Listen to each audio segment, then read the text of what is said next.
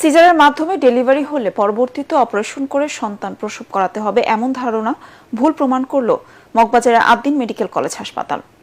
দেশে caesarean baby প্রসবের সংখ্যা কমিয়ে আনতে সিজারিয়ান প্রেগন্যান্সি রোগীকেও নর্মাল ডেলিভারিতে উদ্বুদ্ধ করছে হাসপাতালটি।